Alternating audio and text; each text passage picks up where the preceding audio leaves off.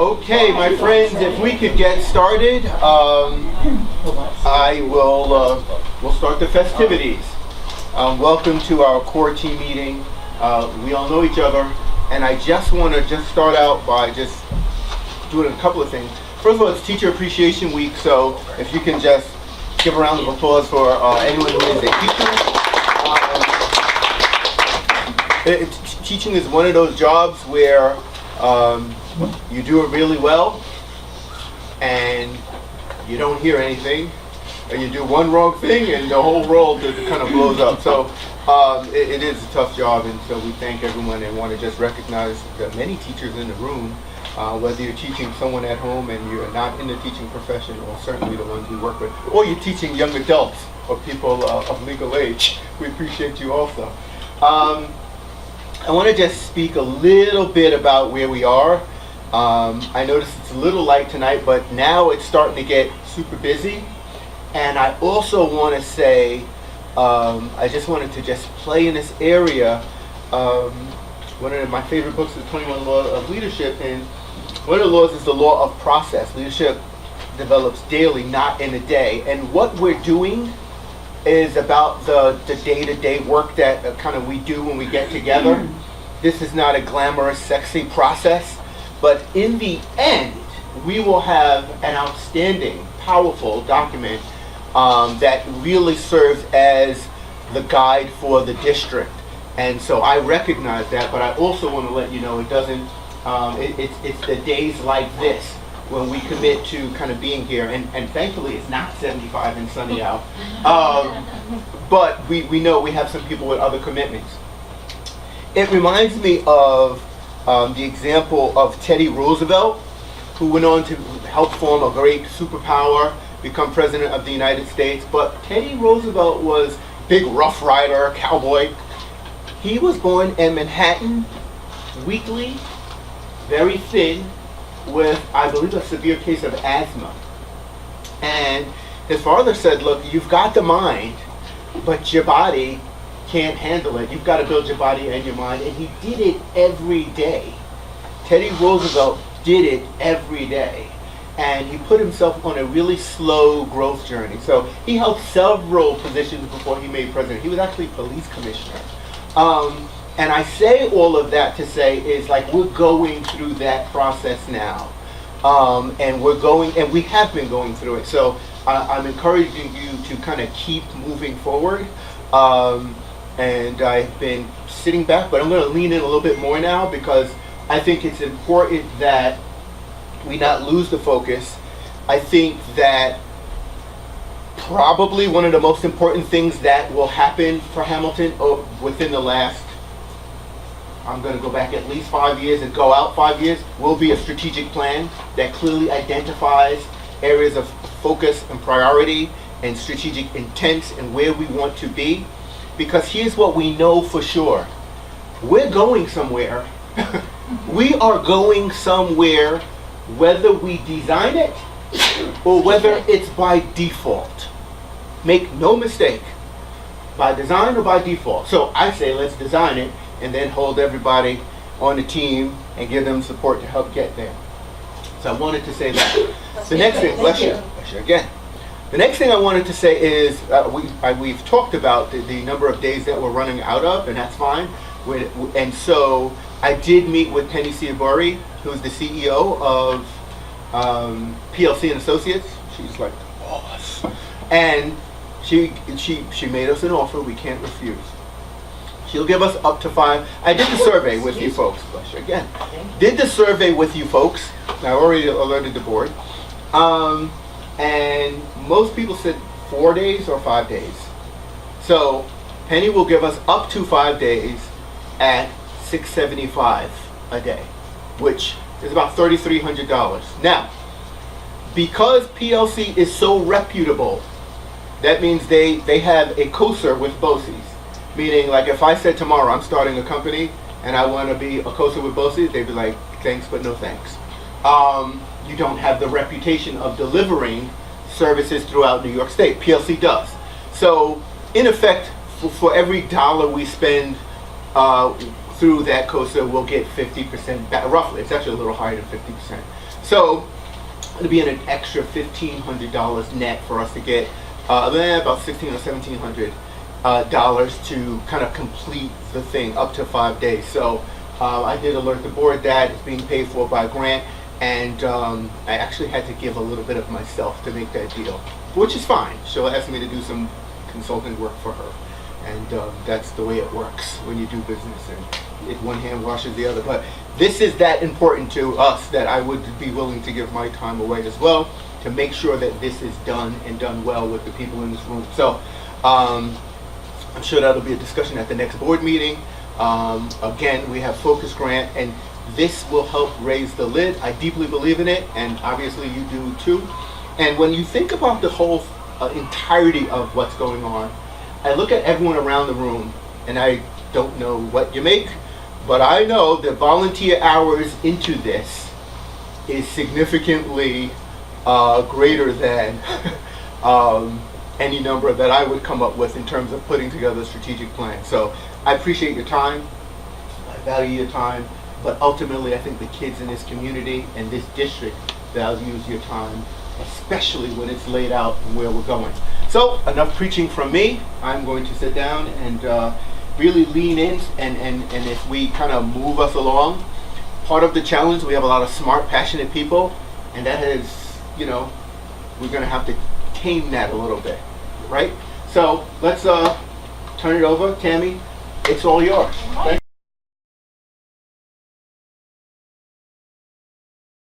Hi everybody, welcome back. I can't believe it's been a month already again. And I just wanted to reiterate what Dr. A said. That your time is priceless, and what you're doing is priceless to students' future. So kudos to you all. So what happened last time? If you're just sitting at a table all by yourself, will you please join another table? We're going to do a lot of group work tonight. Thank you. So as you're doing that, reflect on the last month's process, the last session with your group.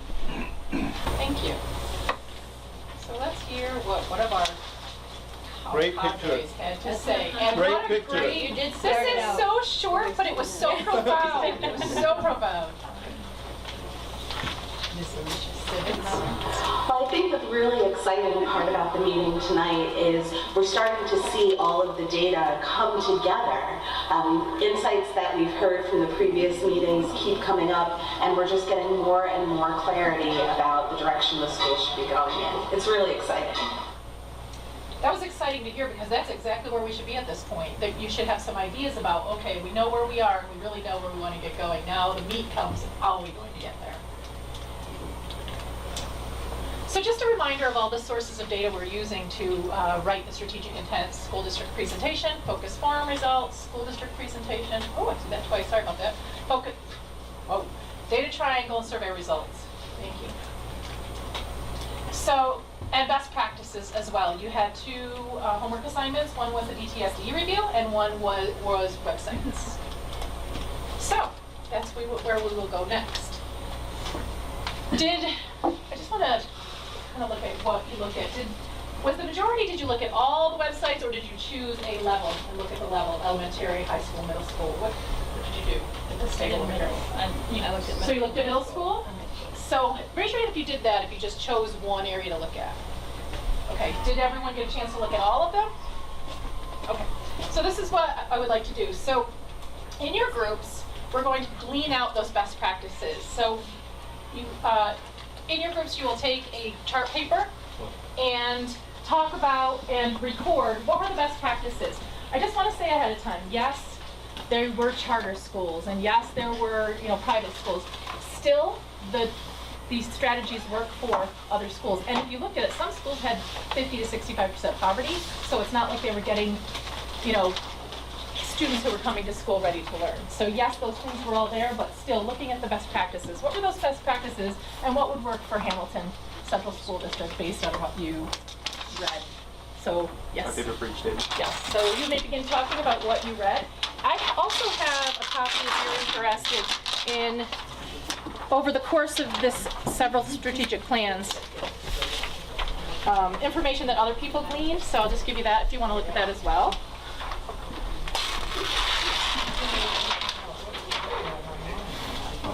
This is just information that other districts have put out on the website. And a lot of them Well, the light check, that'll do it.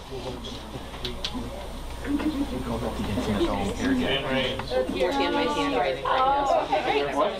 No problem, I like it. No, you're doing it. Don't reinvent the wheel, right? Okay, so let's get started on sharing these best practices. I love that you call it paint. What are these schools doing that could be copied or, used in the same way or different ways at Hamilton Central Schools?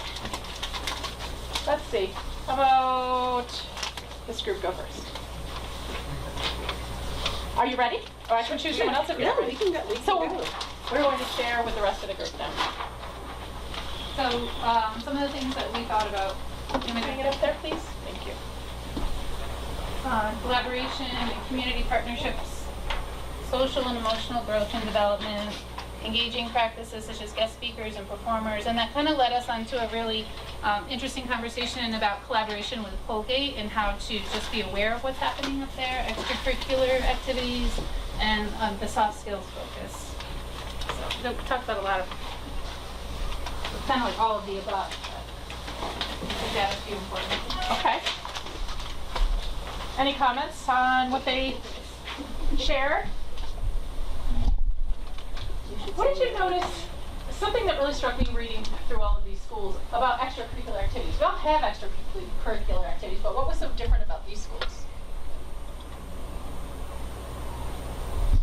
Dr. A? If I remember correctly, the kids were heavily involved. They were used. Yes. It Yes. wasn't just having them. They were. It was part of the fabric of the school. It wasn't just a few kids were getting to do certain things. They had things like cooking classes and mechanics classes and all kinds, chess club and robotics clubs. They had these very extensive opportunities for kids. Okay, who would like to go next? Why doesn't this group choose another group to go? Please, choose another group. All right, group. Okay, you want to go up there? Okay. Come on. Yeah.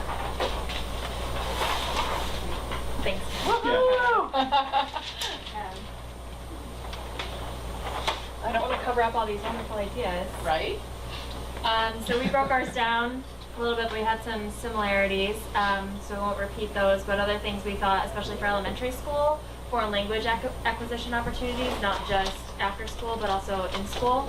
And I think that stems a lot from our conversation around high school diversity, multicultural perspectives and inclusion, thinking about having, respect for lots of other types of peoples and, kind of really thinking about infiltrating different cultures and how we learn about things.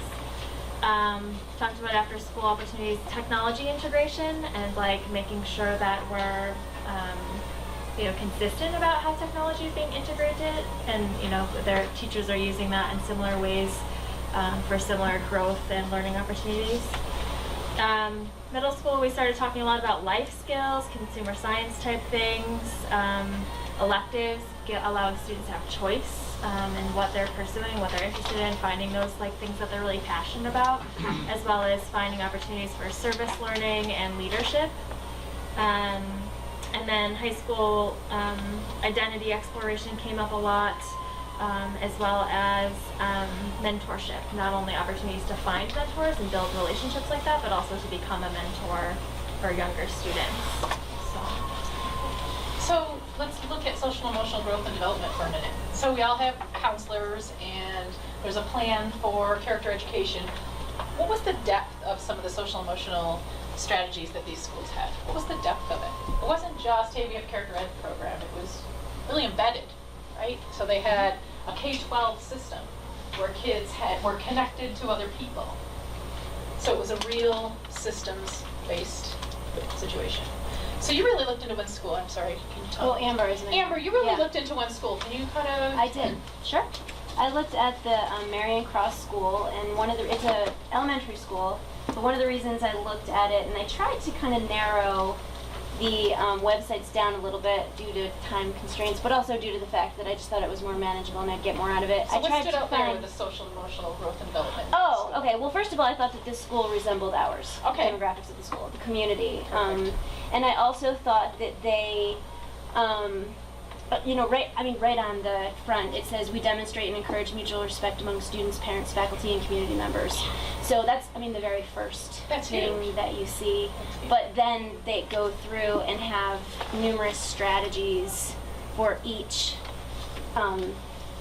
component. And then not only do they have strategies, they list how they're going to meet that strategy and who's responsible for upholding that. So they're not It doesn't just really get much writing better. it, Yeah. they're actually monitoring it, Yeah. somebody's making sure that it is Yeah, happening. it's great. It was a great. So middle school, I just want to talk about middle school for a second before we move on. Is anybody familiar with what happens to the brain in middle schoolers? I mean, those of you who teach middle school know there's something. But I just took 3 courses on it, and there are all these things happening in the bigger part of the brain. So they use this little part of the brain called the amygdala, and the amygdala is our emotion center. So if you notice with middle schoolers, they're making all kinds of noises, they're taking all kinds of risks, jumping off desks and things like that. So when you look at these middle school strategies, it's about really making kids have hands-on, engaging, problem-solving, identity-finding strategies. So middle school is a very unique situation. If you can get at those middle school kids in high school, they're going to really blossom and do what they need to do. Okay, choose a group. These 2 are left.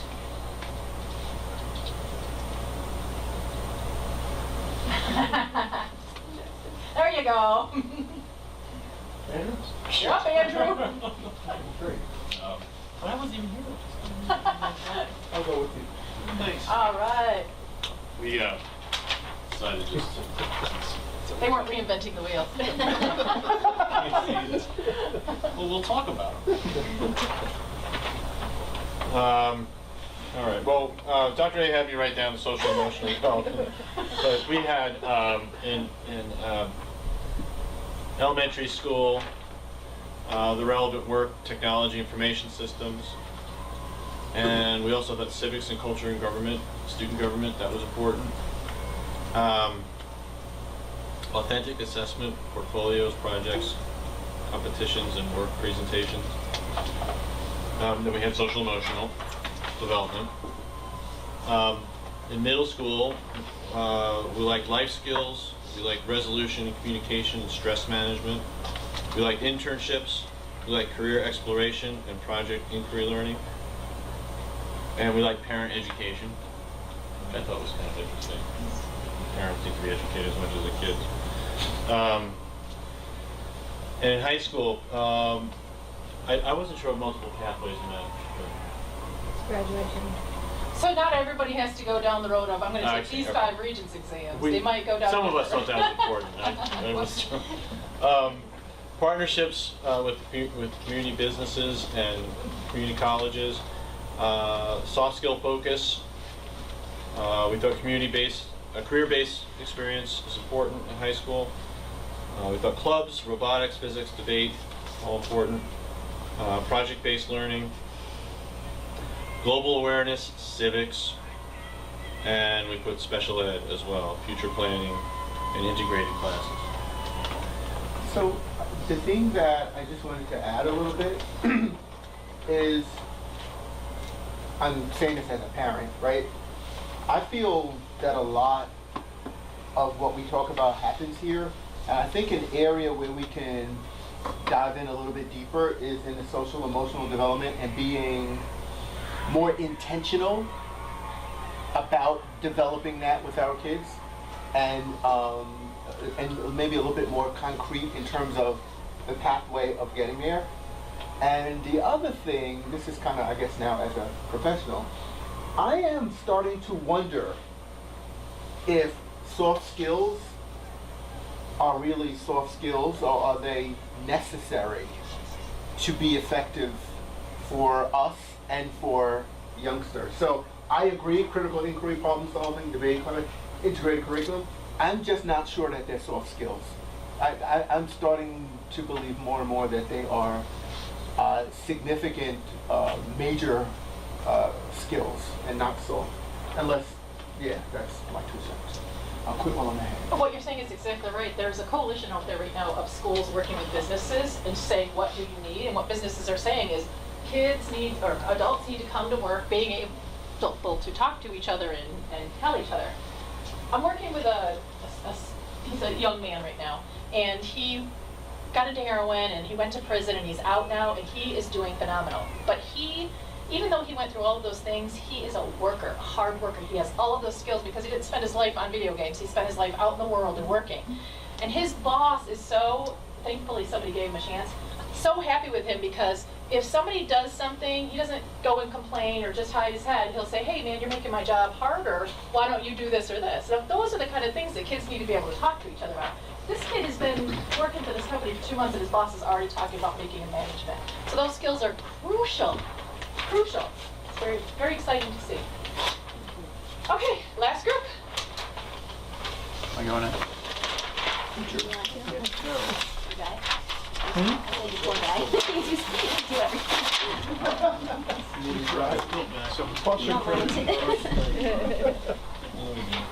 It's part of his internship. I'm not gonna be sensitive. Go Dan. Does a lot. He's agreed. See, these were some of these effective ideas that we found. Talked about partnerships with community, business, and university, kind of career-based experiences to get get students the experience and help them figure out what their path is. Social emotional support has already been mentioned, so that's all I'll say about it. And then real world experiences, project-based learning, hands-on learning, and then real world financial, business, organizational understanding kind of a thing. And remember the focus forums, the students were saying that. We need this map, but we also need to know how to balance our checkbooks, to look for financial aid, to do all those things, which is why I heard the parent university is so important because parents need to be educated on that so that they can help their students as well. So let's talk about, last time you got the DTSE rubric, the diagnostic rubric that the state uses to measure schools. Talk a little bit about how do those tenets, leadership, curriculum instruction, social and emotional growth and development, and community engagement, how are they impacted by, or how do they dovetail with the strategies that you were just talking about? What is the connection between the rubric and all of these strategies? Is there one? Does anyone need a copy? Do you need a copy? Do you have one, Dan? Do you have one? Yeah. We're talking about this on our teachers. Yes, okay, let's talk about this too. So what is Okay, so what we're is the talking here. connection between all of these strategies and that rubric? If there is one. Dan, I need a copy. Okay. And if you're looking at it now, just focus on that impact statement. That will help. Yeah, I was just gonna say, it looks like they just kind of mirror the impact statement they'll create with the impact statement. Does anyone else need anything?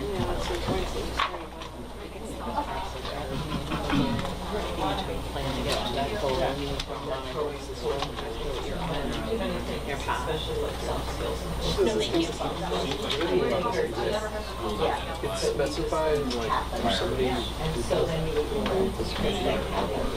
teachers and students. They're using evidence and data. Sounds like you gotta choose.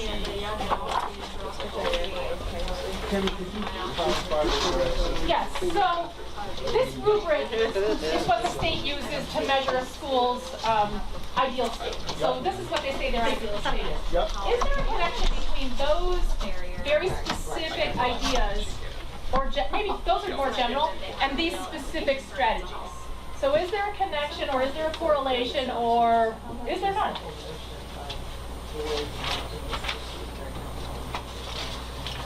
Okay. So basically you're getting at how do we use both of these pieces of data as best practices to Look at write a strategic plan? 1, 2, 3. Student practice 2.5 really talks about that social emotional. I think when I look at it, I see, okay, this. Okay, so I heard some really good questions and I heard some really good ideas. Let's start over here. what did you talk about? What is the connection, if any, between the rubric and the strategies? It can help to set the stage so that you can achieve those strategies. So it can help with the organizational piece. Okay, organizing the strategies. Dan, what was your question? It was a very good question. It's sort of a rhetorical question, something to really think about. It's not something we can answer today, but it's something you really need to think about. Just can any school, and more specifically, can our school do all of them and do them all really well, or do we need to choose some to focus on to do well in order to address the needs that we have? And we had a debate as to whether, whether we need to do all of them or not, or Right. yeah, what the best way to go is. And does working on one affect the others? Because if you notice, well, I'll actually let you guys talk before I say it. So how about this group? What did you talk about? What stands out to me is that all of these specify that we need to have a clearly defined system and plan in place and responsible actors who ensure that those are implemented correctly and that people are held responsible for implementing things in the correct way. Right, that is a system. Yep. Good. We talked about intentionality, just building a system that's going to allow kids to move through and learn those important things, achieve those milestones in an intentional way through intentional opportunities. Excellent. I think it goes back to what Dr. A said earlier. We are going someplace. It's a matter of whether we plan it or we just go. Yeah. Okay, Mr. Andrew, what'd you say? We talked about that the big tenets is the big overarching umbrella, and these are how you get there. The small little milestones to get you to the big overarching Exactly. left side. And of the I think one of you put it as this is the frameworks for these strategies. If you look at some of these strategies, they fit into more than one of those places. So if you're talking about project-based learning, talking about curriculum, talking about instruction, talking about leadership, definitely talking about social and emotional growth and development. So these are the pillars, and then these are the unpacking of those pillars. And somebody said it's a place to keep us organized and a system running, so it's important to think about all of those things.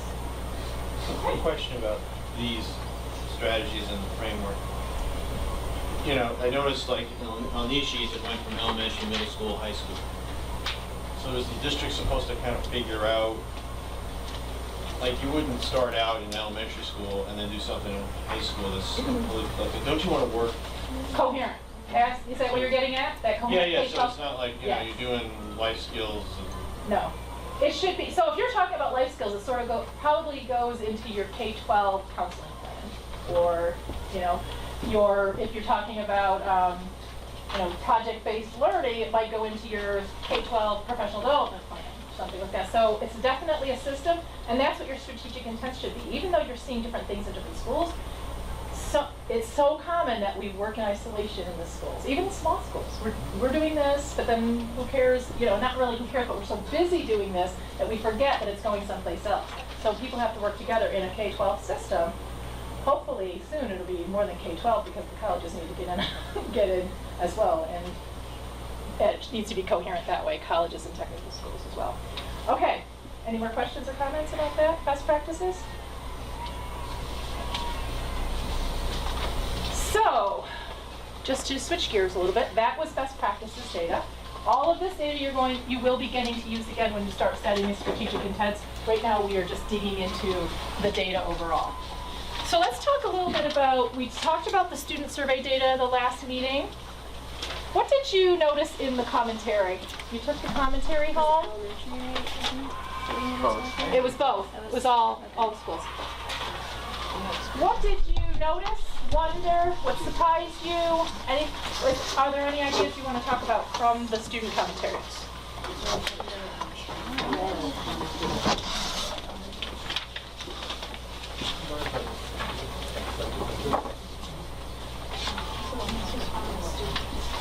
So take a few seconds to talk about it in your group, then we will share out. And come together. Thank you.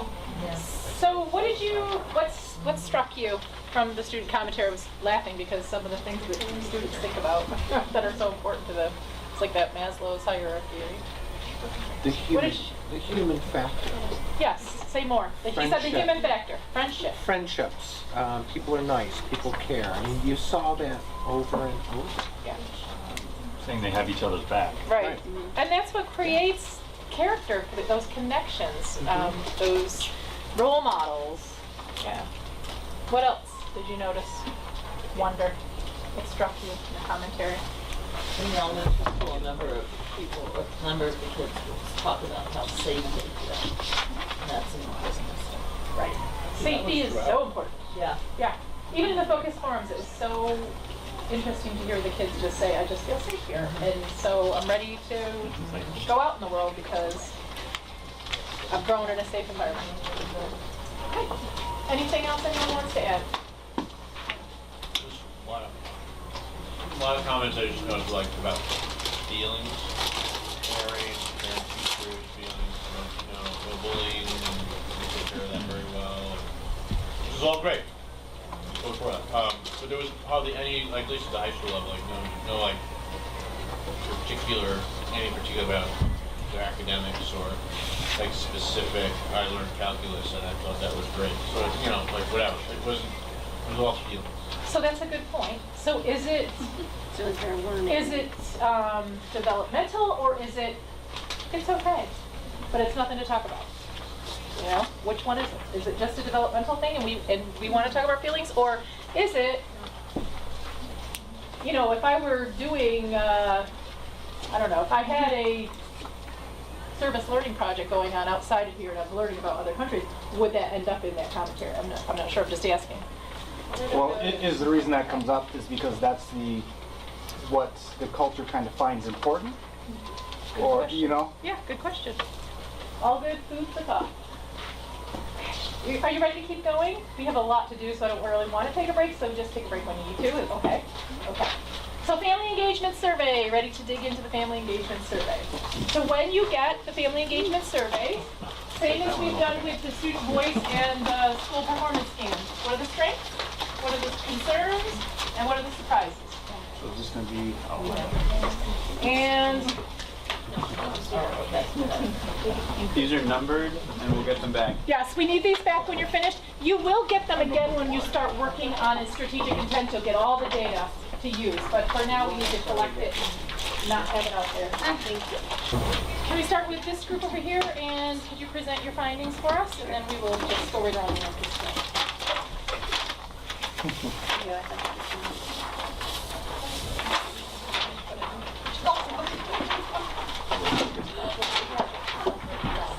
So our strengths, we thought were safety, which seems across the board, everybody thinks this is a really safe place, which is great to know.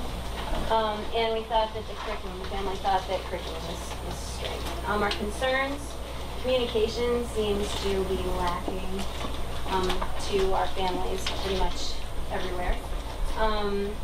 And then we thought also training for parents to understand the student performance. And this is, I think, especially true for elementary, where you get a parent-teacher conference that's very short at the beginning of the year, and then no communication, and then a report card which has, it's numeric, and it really doesn't have any place to show progress or very few comments opportunities about your students.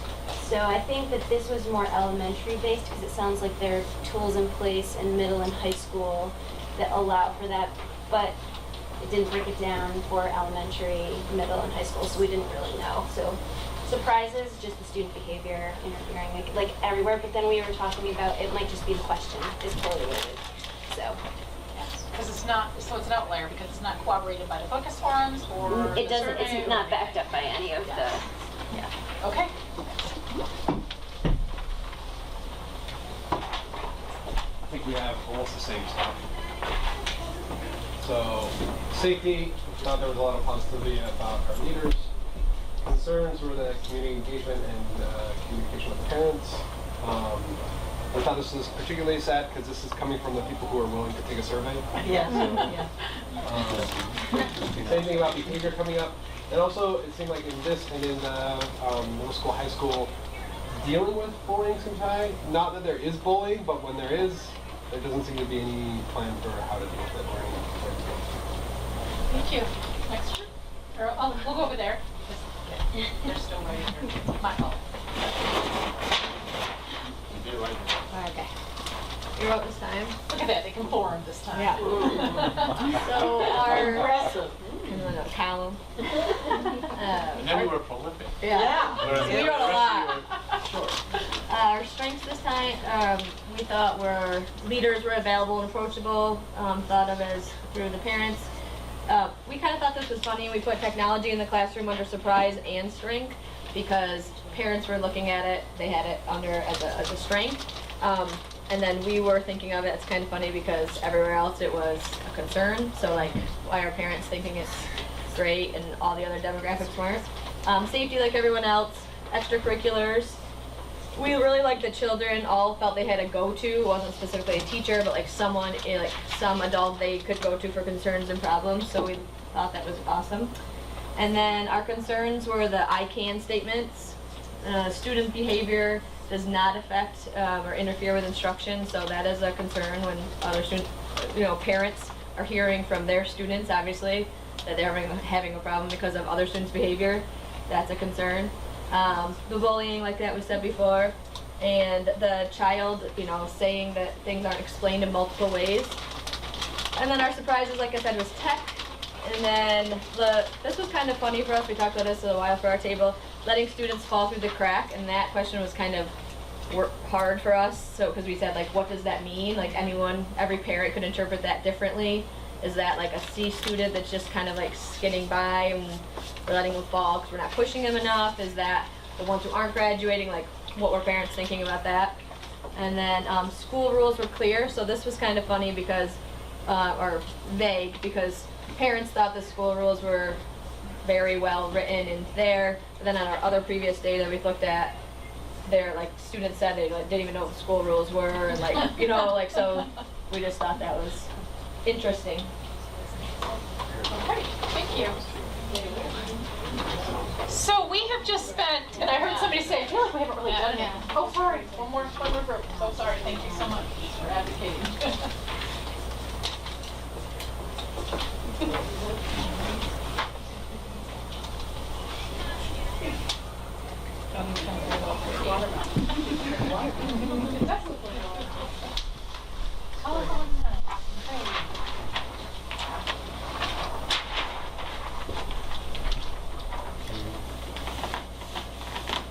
Strengths, the reading and writing components we thought were prevalent, and also supported learning environment, and also just seemed to be a safe house for everyone. And also we had some concerns not connected to school. Count on that. I can't remember what. Yeah. Some. And then teacher contacts, not just when they're doing well, but when they're doing poorly. There seems to be some concerns, teacher contacts. So,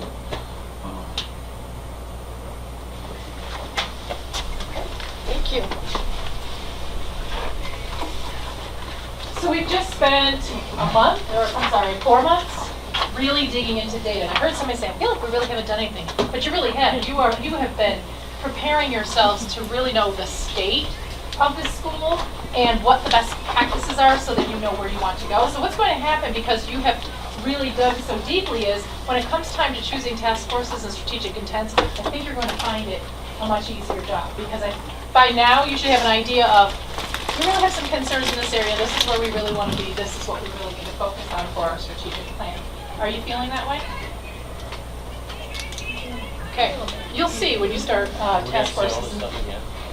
Yes, so what will happen, actually I'm going to tell you, I'm going to tell you all that's going to happen from here on out. So, task forces. Let's talk about what task forces are. So if you would open up your workbook to page,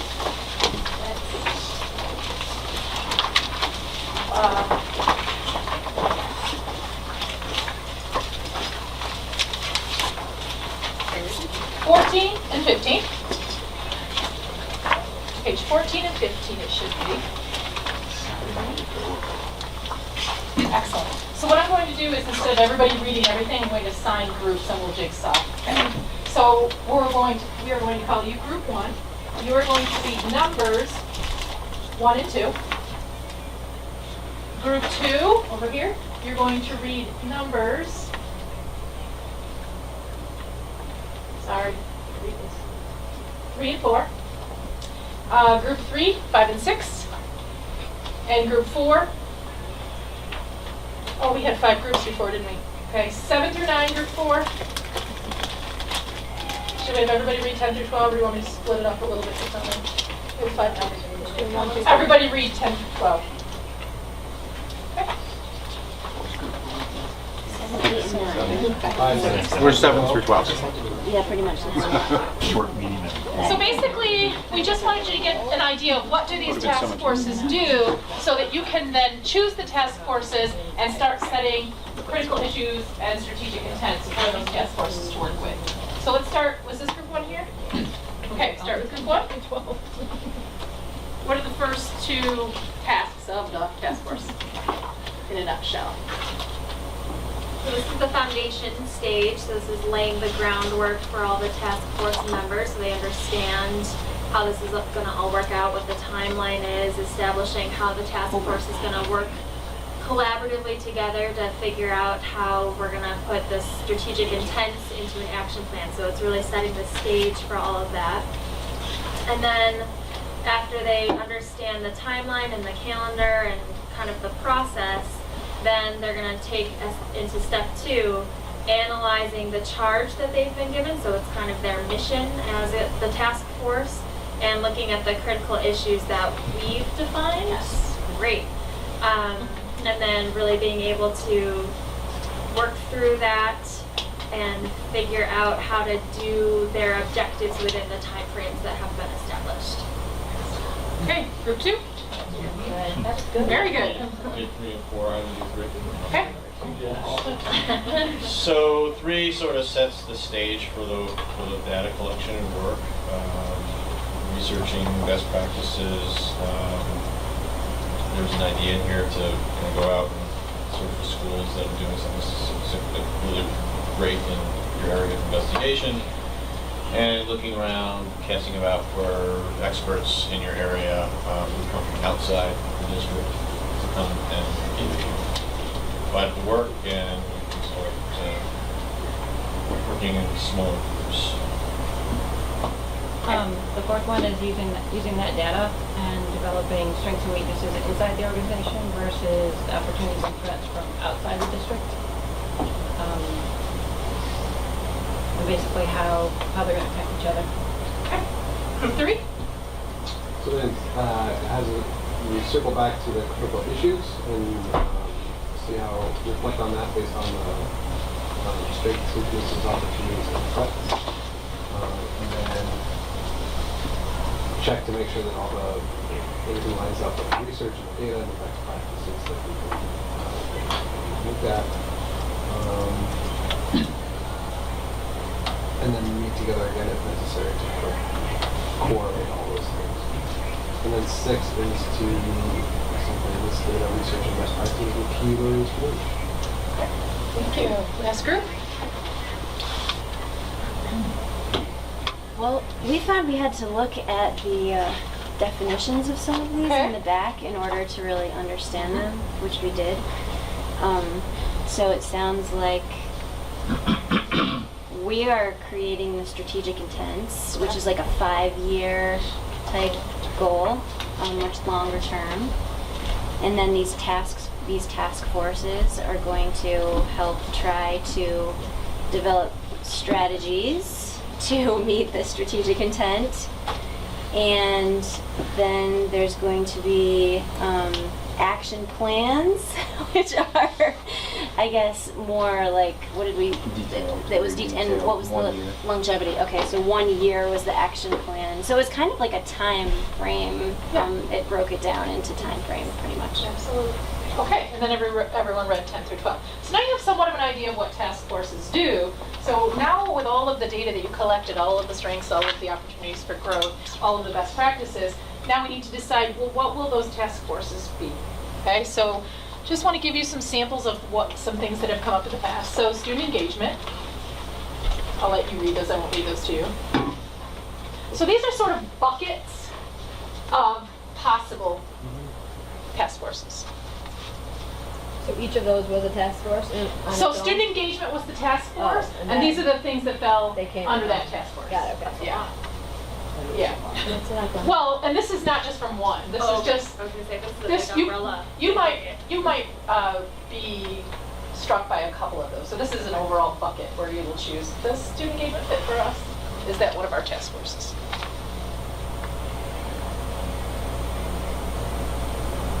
So I have a question. So Sure. you kind of show us what the task forces can be rather than our strengths, concerns. Nope, I'm we just wanna showing be- you some. So if you look up there, do you see yourself in any of those? Do you see any of your? Okay, got it. Do you see your? So I see this what you're is a saying. culmination of a lot of different Okay. task forces.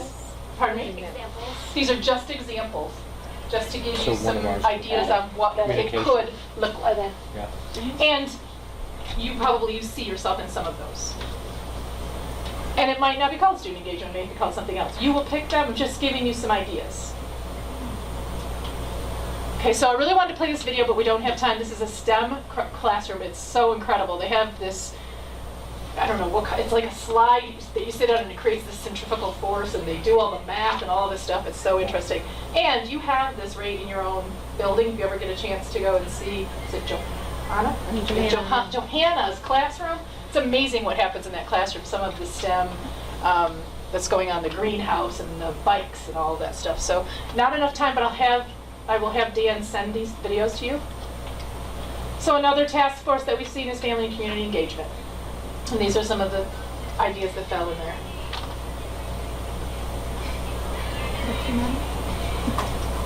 Yeah.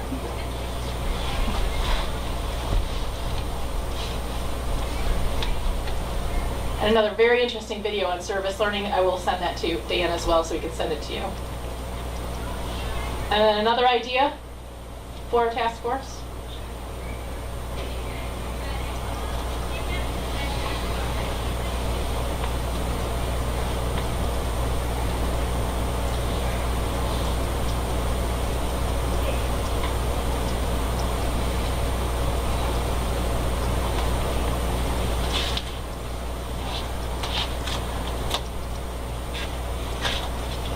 Okay.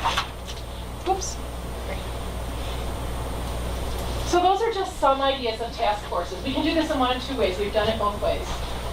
First, we set the task forces based on all of the data that we've collected, and then we split into separate groups, which we will do, and each group focuses on that task force and finds the critical issues and sets the strategic intents for that task force. Or we look at all the critical issues first and then separate those critical issues and find our task forces.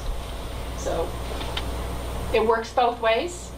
I think it'll be more specific and targeted if we choose the task forces, if you feel like you have enough information to set those task forces.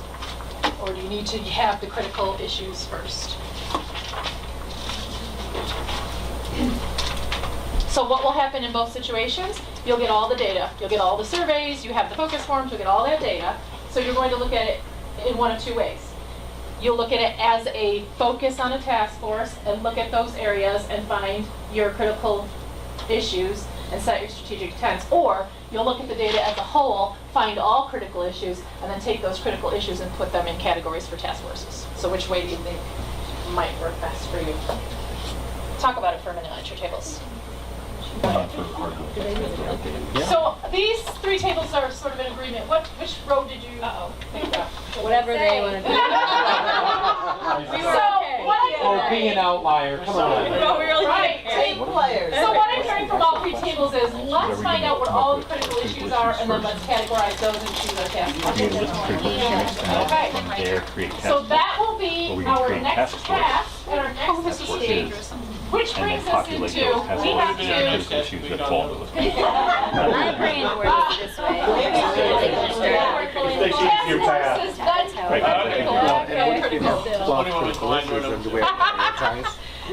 same thing, just in a different order. I have a question on Sure. that. Try to At what point do we start recruiting for the task forces? That will happen. One head. That will happen. Whoa, yeah, that's interesting. That's an interesting statement. Just because you're going to be in Because in summer. order to recruit people, we need to know the categories of people. Yes. So we need to, can I go down the road I'm going to go on and we'll get right back to that because I think it's going to lead to it. Logistically I about agree with you 100%. human power. Yes. So let me tell you where we have to go from here. Then we have to set a next meeting. What we've talked about and what we're hoping for, and you guys have been so generous with your time, and I hope you don't squeam at my next idea. But I think 2.5 hours to do the test, to look at all of that data and the critical and creating the critical issues, and then choosing task forces. I don't think 2.5 hours is enough time. So we were curious to know if you would be interested in working maybe 6 hours on a Saturday or 4 hours on a Saturday sometime. Or starting at 3:30. Done. Starting at 3:30 or 4 o'clock. Or we can just do it into 2 sessions. Yeah. We can do it in 2 sessions. Talk amongst yourselves. Or we could just be like committed, right? So Is it gonna be? So Dan, I was hoping that Dan, what is the? Is there wine? It used to be the June board meeting, but that's been moved, but we're not sure to when. Do you know what board meeting? I don't know what board, because I'm not sure. I know that we have 4 added times, but I'm not sure if there's going to be a hiatus during part of the summer, given. The way I I don't know. see it right I don't now know. is that we need to be ready by the July board meeting. That's what I'm seeing right now, but we'll talk to Dr. A and see what he thinks. Now, can I So we need to get 4 more sessions write in the down next all of our couple concerns, months. like after every meeting, after all, like what everybody writes up there I know. in the emails. I know. Task forces are Okay, going so to meet and why do all don't we this just work put before like July? all of our concerns together? Yes, because Because you those will are get things this that work, we've the identified work as this task critical force needs, issues, you'll get done right? in the next session. And then Oh, go, yeah. how long, I mean, how long can it take? If Couple we months. have them all Maybe a couple months. in front of us, like how long Yeah, will but it take? but now Or it's just just put them, Isn't like it task just- force, right? I mean, it Dan. shouldn't take that Let's long. ask Dr. A, 'cause I'm not 100% sure. Tammy, I'm just curious, like, how did we get When you on send track? the Or agendas, how did we You get- did not get off track. Many districts have added time. Most districts take an entire year to do this. Yes. You guys Yeah, Mark. decided in the beginning, let's see if we could do this in a less at a time. But really, when I was on the inside at Hannibal, we took an entire year to do it because especially the task forces, it's a lot of work. Are you talking July for a completed plan? That's my understanding. I don't know for sure. So don't quote me. Forget I said it. Forget I said it. Let's ask Dr. But A when Tammy, he I do comes have in. a question. Let's ask Dr. A when he comes in. I do have a question. So Sure. you had mentioned maybe either a longer meeting or splitting it into 2. Is it, and I'm not trying to attack on this, but is it possible to do it? Like if we really came in ready to roll, is it possible to do it in one If we session that choose we one, have? if we choose the next session and we just come in and our total focus is on critical issues, strategic intents, task forces, or task forces, strategic intents, I think we might be able to do it. Especially since she's been documenting all of our concerns. Exactly. So why can't we just Exactly. put those on the Well, table that's what I was and thinking, then like, we if have somebody them- could just, correlate all the concerns onto a chart, wouldn't that be? Yes, that would be very helpful. I can just take all of the concern charts that she's already made. Yes.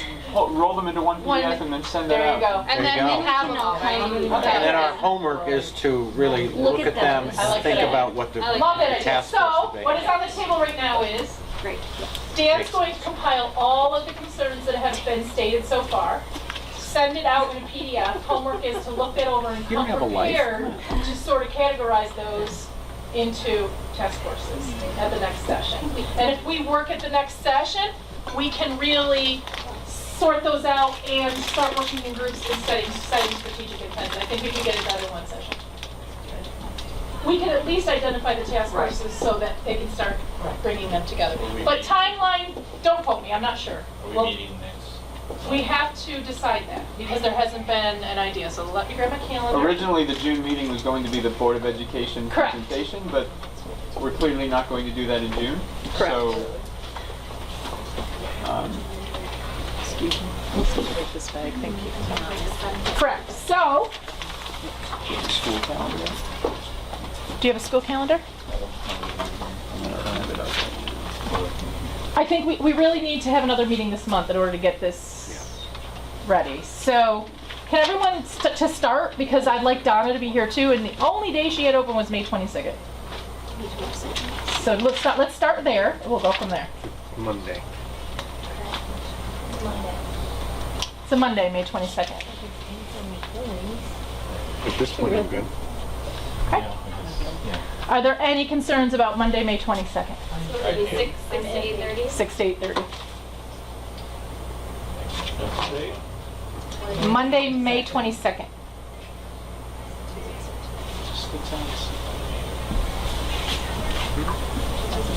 Any concerns about that date? The day after Yes. Colgate's graduation. I may have an issue, but I don't know for sure.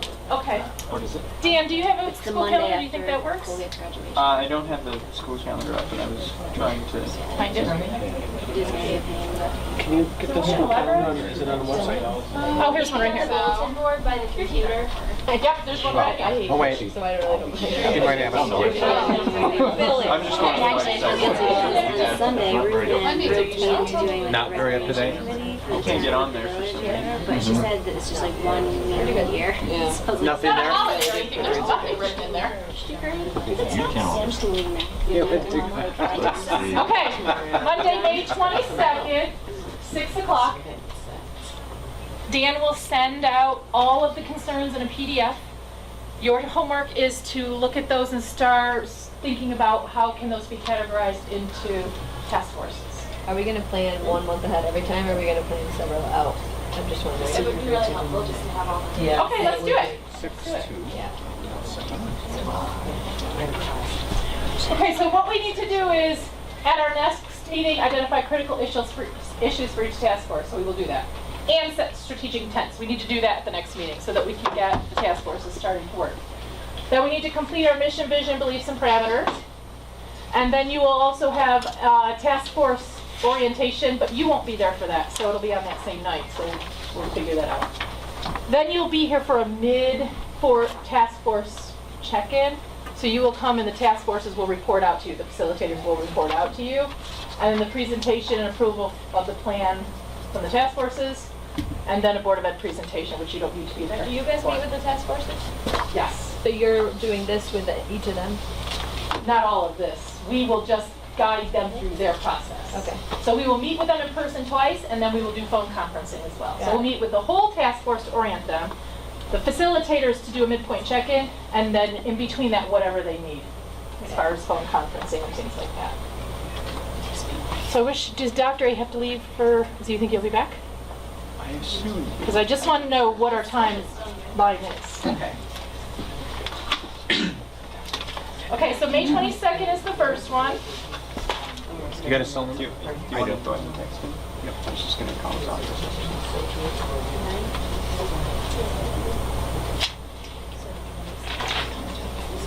What about June 5th? Okay, well, it's Eric's reunion, so we're here, so that would probably be okay.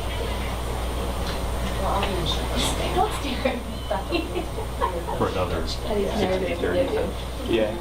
The only thing on the calendar is the science test. I don't think that'll affect any of you, right? How's June 5th for everyone? June 5th? June 5th? No, I've got the calendar So here. we're talking 6 to 8:30 again? Say that again? 6 to 8:30? Yes, Is that 6 to what 8:30. Yep, 6 to 8:30. June. Not even come up on my phone. Yeah, And then we need to give, let's see. well, the So same. that's 2, correct? Yeah. How about June, either 19th or 26th? Let me just look at this calendar. I should bring this with me. I think the 19th is better because the 26th is the first week off from school. Yeah. Yeah, I can't get it. And then because of the last Yeah. So June 19th is Regents exams, elementary field trip. And June 26th is school's out. school's out. Don't do that one. Okay. Don't trust that calendar very much? Okay. 19th? 19th? Okay. Okay, let's do the 19th. And all of these 6 to 8:30. 6 to 8:30. June 5th, June 19th. Yep. All 6 to 8:30. Okay. I'll go ahead and run these by Dr. A, I guess, and CC you on the email. Okay, so June 5th, June 19th, Did I say the 6th or the 5th? 5th. Okay, 5th. May 22nd, and then we need one last meeting. That's July 4th, we don't want to do that. Well, not be here. Do you want to do another in June, or do you want to go to July? Don't go to July? So Would it let's be do one in possible- that last week of June, whatever day works for all of you.